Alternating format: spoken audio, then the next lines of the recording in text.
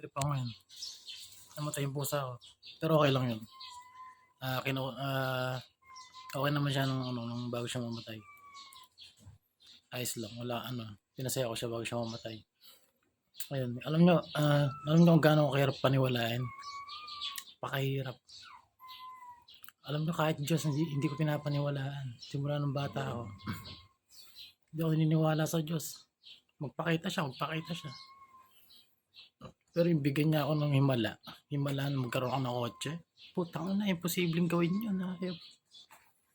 Magkakaroon ng kotse, putang ina, imposible yun.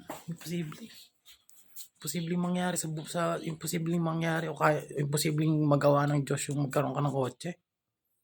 Putang ina, pinaghirapan ko lahat, timuon nyo, pero wala pa rin akong pera.